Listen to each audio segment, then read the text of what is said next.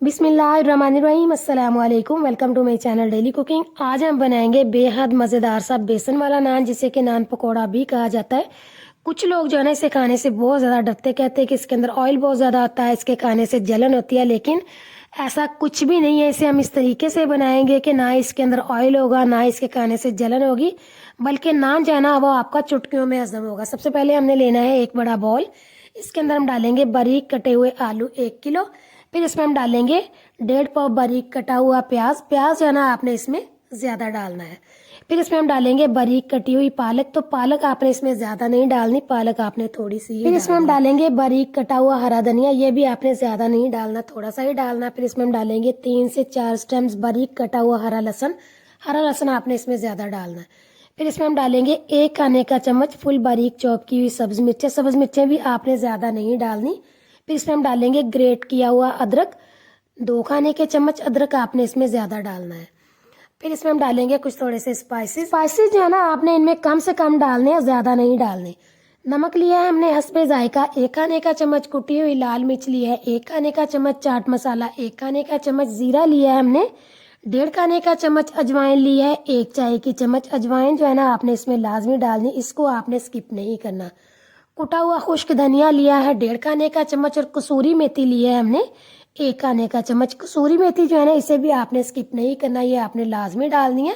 ये सारे मसाले इसके अंदर हम डालेंगे। फिर अच्छी तरह से आपने इनको मिक्स करना। अभी जो है ना आपने इनमें बेसन नहीं डालना, पहले आपने इन सारी सब्जियों को अच्छी तरह से मिक्स करना। जितने भी हमने स्पाइसेस डाले हैं ना, तो सब्जियां मिक्स होके ना अपना जो है ना वो पानी छोड़ेंगी। फिर उसके बाद जो है ना आपने इनमें बेसन डालना, पहले नहीं डालना। देखिए जी, सब्जियां हमने सारी मिक्स कर ली हैं। बस अब इन्हें हमने जो है वो 10 मिनट के लिए रेस्ट देना। फिर उसके बाद जो है ना इनके अंदर हम बेसन डालेंगे।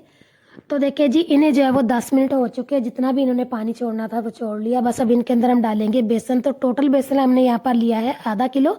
पहले हम आधा डालेंगे, मिक्स करेंगे। फिर उसके बाद जो है ना बाकी का भी इसके अंदर डाल के मिक्स करेंगे। पानी आपने अभी फ़िलहाल जो है ना इनमें बिल्कुल भी नहीं डालना। पहले आपने सारा बेसन मिक्स करना, फिर उसके बाद जो है ना आपने 10 मिनट के लिए रेस्ट देना। अगर तो ज़रूरत पड़ी पानी डालने की फिर डालना, वैसे नहीं डालना।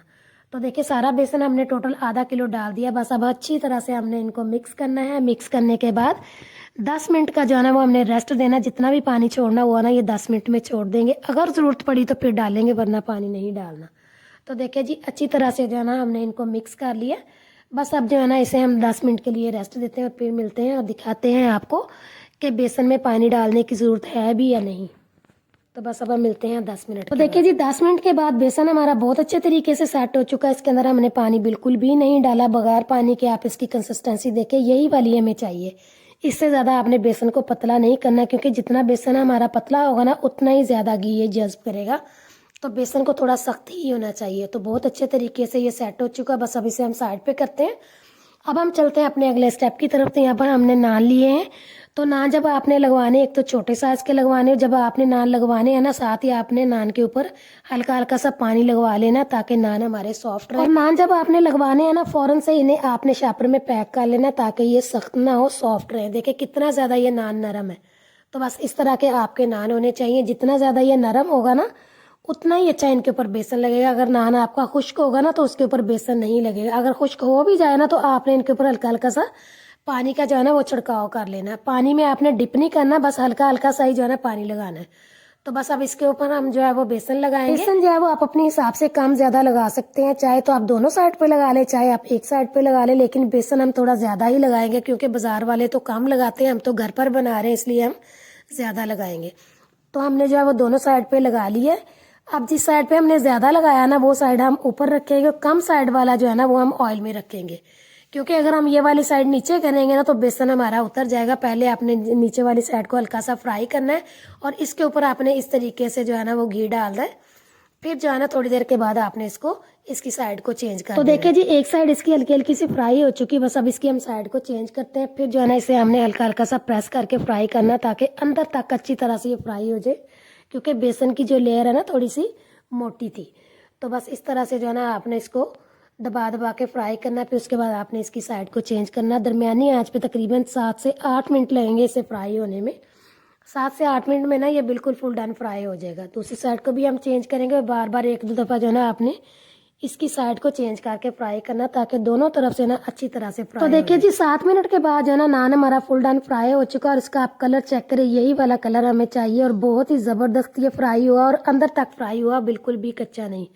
तो बस अब इसे हम निकाल लेते हैं, और इसी तरह से हमने बाकी के सारे भी फ्राई कर लेने हैं। फ्राई करने के बाद आपने नान को इस तरीके से कड़ा करना है, ताकि इसके अंदर जितना भी ऑयल या घी है ना अच्छी तरह से निकल जाए, इसके अंदर ऑयल बिल्कुल भी ना हो। तो देखिए जी नान सारे हमारे फ्राई हो चुके हैं, बस अब इन्हें हम डिश आउट करते हैं। इस तरह आपने नान रखना है, इसके ऊपर आपने चाट मसाला डालना, लाजमी डालना है, इससे हमारे नान का जो है ना जायका और भी बढ़ जाएगा।